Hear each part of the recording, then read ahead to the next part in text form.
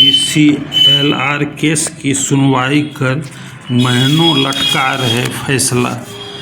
Online सेवाओं में जानबूझकर अंचल और अनुमंडल कार्यालय में कर रहे गड़बड़ी। ऑनलाइन सेवाओं में हर एक चीज़ का समय निर्धारित होता है, लेकिन उस समय पे अंचल में सीओ के द्वारा या अनुमंडल में DCLR के द्वारा समय पे निर्धारित समय पे जो रूल रेगुलेशन के अनुसार बना हुआ है उस पे काम नहीं किया जाता है और मामला को लंबे समय तक लटका के रखा जाता है। उसका नतीजा यह होता है कि लोगों को अंचल कार्यालय हो या अनुमंडल कार्यालय हो है न, अनावश्यक रूप से उन्हें ऑफलाइन में कार्यालय का चक्कर लगाना पड़ता है और ऐसी स्थिति में करप्शन को बढ़ावा मिलता है और लोगों का वहाँ पे भ्रष्टाचार से सामना होता है और वहाँ पे लोगों का शोषण होता है। ऑनलाइन सेवाओं में जानबूझकर अंचल और अनुमंडल कार्यालय में व्यापक तौर पे गड़बड़ी किया जाता है। जो न्यू व्यूअर है चैनल को सब्सक्राइब कर ले और बेल बटन को ऑल पे कर ले, लाइक करे, शेयर करे।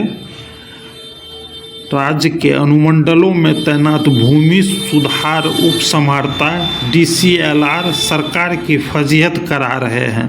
वे मुकदमों की सुनवाई के बाद फैसला महीनों तक सुरक्षित रिजर्व रख रहे हैं। ऐसे में लोगों को यह पता नहीं चल पा रहा है कि उनके मामलों पर क्या निर्णय हुआ और जब तक जानकारी न मिल जाए तब तक पक्षकार मामलों में अपील भी नहीं कर पा रहे हैं। ऐसी स्थिति 1-2 दिन नहीं महीनों तक जारी रह रही है। दरअसल DCLR के समक्ष आम लोग जमीन से संबंधित मामलों की शिकायत किया करते हैं।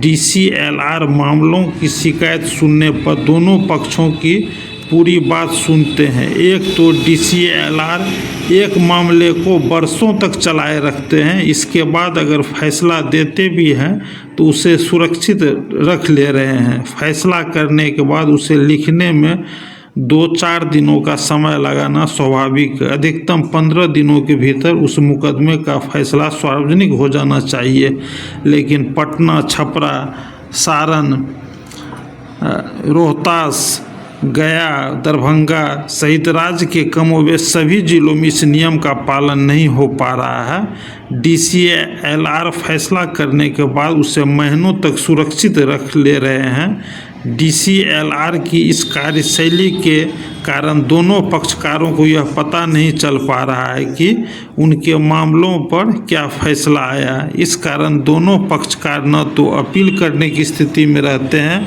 न ही न्यायालय का सहारा ले पाते हैं। मजबूरी में दोनों को महीनों तक DCLR के निर्णय का इंतजार करना पड़ रहा है।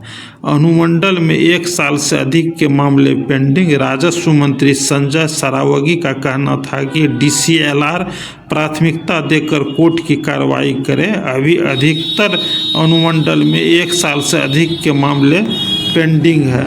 आपको हर हाल में समाप्त करने की ज़रूरत है और म्यूटेशन अपील के मामलों का ससमय निष्पादन तेज़ी से करें। ऐसे मामलों को बरसों तक लटकाना उचित नहीं है। महीनों तक फैसले को सुरक्षित रखने से लोग हो रहे हैं परेशान। फैसले की जानकारी नहीं होने से अपील में हो रही है देरी। 15 दिनों के भीतर उस मुकदमे का फैसला सार्वजनिक हो जाना चाहिए। नियम तो यह है, लेकिन नियम के अनुसार अधिकारी काम नहीं करते हैं। लोगों को परेशान करके उनको जो है कार्यालय में है न भीड़ जमा करके रखते हैं। अन्य मामलों में भी DCLR का रवैया सुस्त। राजस्व एवं भूमि सुधार विभाग की सभी सेवाएं ऑनलाइन है, फिर भी सरकार के कार्यालय में लोगों की भीड़ देखने को मिल रही है।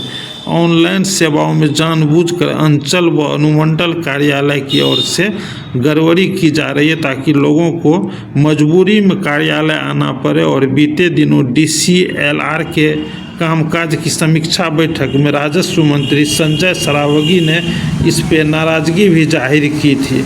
मामलों की सुनवाई के बाद उसका फैसला अधिकतम 2-4 दिनों में सार्वजनिक करना है। विभाग ने निर्देश दिया है कि किसी भी परिस्थिति में किसी भी परिस्थिति में बैंक के बैक डेट में मामलों को अपलोड न किया जाए। डिजिटल हस्ताक्षर और अपलोड करने की तिथि एक समान रखने को कहा गया है। ऐसा नहीं होने पर अधिकारियों को चिन्हित करके कार्रवाई की जाएगी। तो अनुमंडल और सीओ के द्वारा